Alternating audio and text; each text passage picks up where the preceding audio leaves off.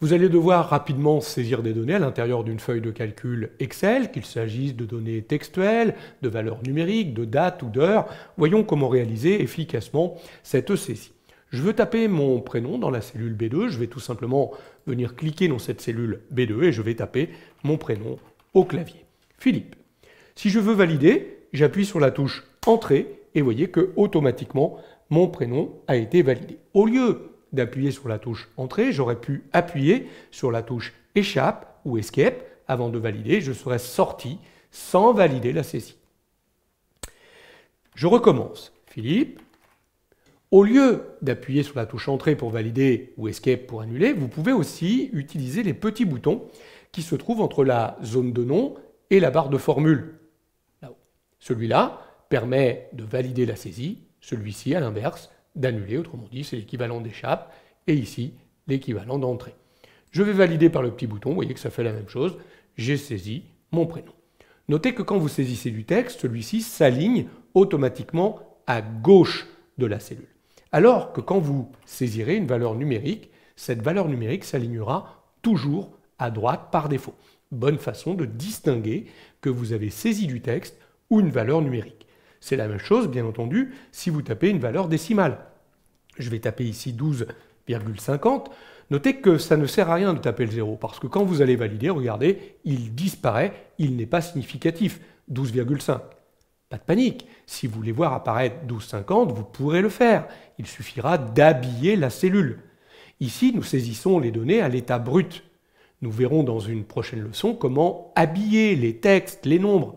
Habiller un nombre, cela permettra par exemple de le mettre en format monétaire avec le symbole de monnaie, euro, on pourra choisir le nombre de décimales, mettre des pourcentages, mais tout ça, nous le verrons plus tard.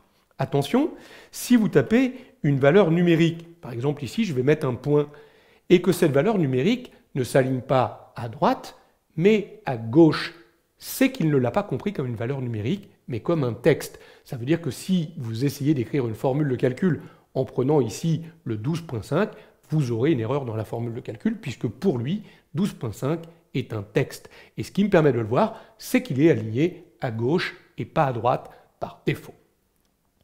Si vous voulez taper une date, vous saisirez directement au clavier les jours, mois et années séparés par un slash. Par exemple, je vais mettre ici 7/2/2021, comprenez par là, 7 février 2021. Regardez, dès que j'appuie sur Entrée, immédiatement, il a reconnu ma saisie comme étant une date et il m'a bien indiqué 7 février 2021. Là encore, pas de panique. Si vous voulez habiller cette date en format long pour qu'il vous mette, par exemple, lundi 7 février 2021, nous pourrons le faire.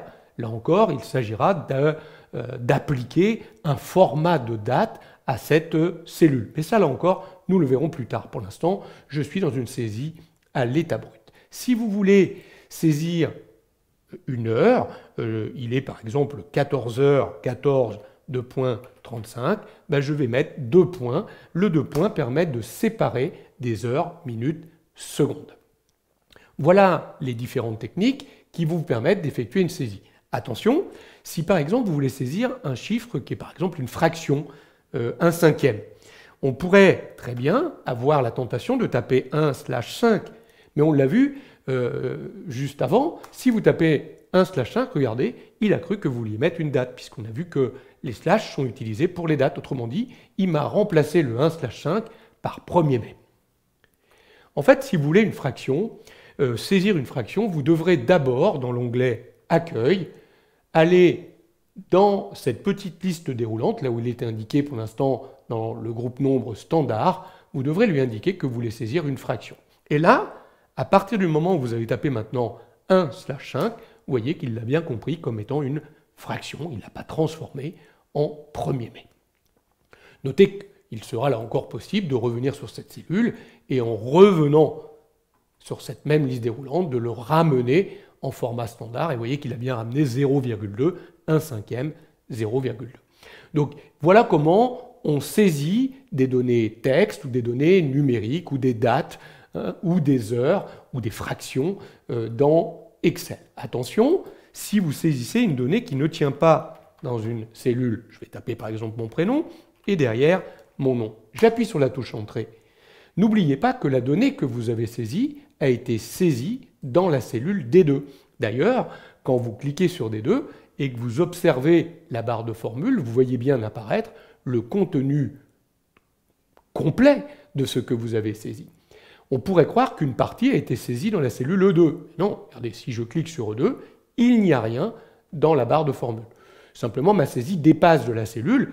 Là encore, ça nous le verrons plus tard, il suffira d'augmenter la taille de votre colonne pour faire tenir correctement le contenu de la cellule dans la cellule en question. Voilà les différentes techniques qui vous permettent de saisir des données numériques, textes, des dates, des horaires dans une feuille de calcul Excel.